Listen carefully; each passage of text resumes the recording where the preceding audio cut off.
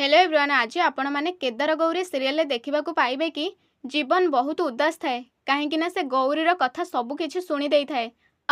से निजक बहुत दोषी दोषी मानु थाए आउ से एमती उदास थिबा देखिकी प्रभुदत्त नना ताकू प्रश्न करती कि कौन है जीवन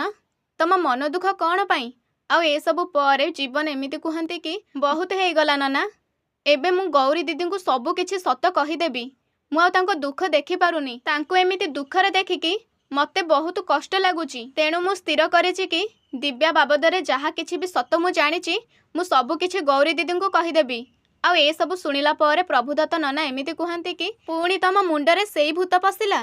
तुमको एते बुझेइला पर भी तमे किछि बुझी पारिलनी तुम मुंड बोधे खराब हो जाइछि जीवन आउ ए सब कहिला पर तापरे ता पाखरे बसंती आउ ता कांधरे हाथ पकईकी ताकू बुझाइकी कहते कि तमे भूली जाओनी जेतेबेले दिव्या तम देह भल करिथिला तापरे तमे सबु सत गौरी को कहबाकू चली जाइथिलो एवं तापरे कौन हेइथिला तमे तो सबु किछि जानिछ आउ तापरे तमे एमिति सबु कौन पई कहूछ आउ प्रभुदत्त ननांक ठारू ए सबु सुनिला पर जीवन उठी जाए आउ तांका सामने रे छिड़ा होइके एमिति कुहे कि हेई हेइका कौन हेबो मु मरि जिबि मु मरिबारे मोर किछि भी भय नाही किंतु मु गौरी दीदींकर एमिति कष्ट जीवन देखि परिबिनी से एते दुखरे अछंती आउ तांको दुखकू मु एमिति सही पारुनी आउ मरिबाकू मोर परवाह नाही आउ ए सब शुणिला पर प्रभुदत्त नना मध्य छिड़ा होई जाती आउ ताकू पुणी बुझेइके कहते कि तमे तो मरिकी मुक्ति पाइजिबो किंतु फसीजिबो गौरी ताकू जेल जीवाकू पड़िबो आउ तापरे कौन हबो तमे भल भाबरे जानिछ ना से न चाहि मध्य केदार शिविका एवं दिव्या तीन जनक ठारू अलग हेबाकू पड़िबो